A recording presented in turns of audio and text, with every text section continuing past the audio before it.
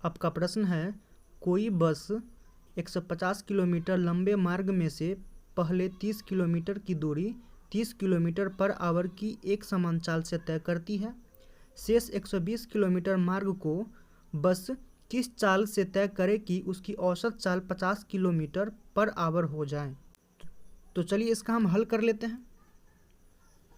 सबसे पहले यहाँ पे हम माना कि शेष 120 किलोमीटर मार्ग को तय करने में बस को लगा समय x घंटा, ठीक।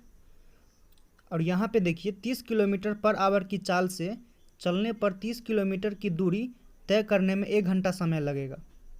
और यहाँ पे साफ साफ दिख भी रहा है कि 30 किलोमीटर पर आवर, यानी कि 1 घंटा में यह 30 किलोमीटर की दूरी तय करती है। इसी को हम लिख लिए हैं। में 30 किलोमीटर पर आवर की चाल से चलने 30 किलोमीटर की दूरी तय करने में 1 घंटा समय लगेगा।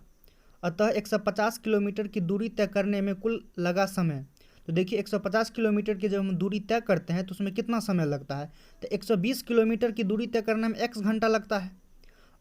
तो 120 ये हो गया, और 30 किलोमीटर की दूरी तय करने में 1 घंटा समय लगता है, तो 120 और 30 हो जाता है 150, यानी कि 150।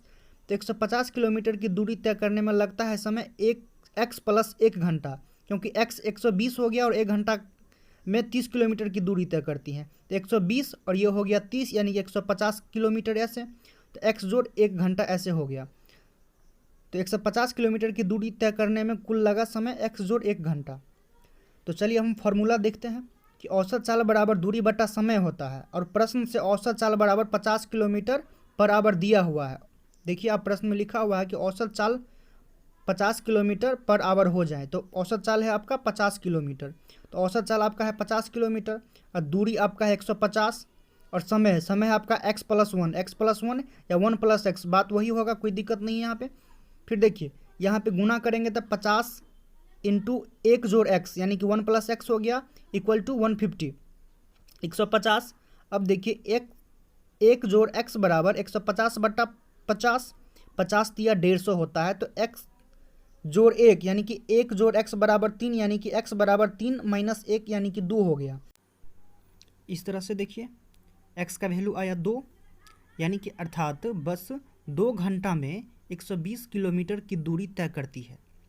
मतलब 2 घंटा में 120 किलोमीटर की दूरी तय करती है, तब 1 घंटा में 60 किलोमीटर की दूरी तय करेगी। जब 2 घंटा में 120 किलोमीटर की दूरी तय किया है तो 1 घंटा में 60 किलोमीटर की दूरी तय करेगी। अतः शेष 120 किलोमीटर मार्ग को बस 60 किलोमीटर पर आवर की चाल से तय करेगी। यही आपका आंसर हो गया।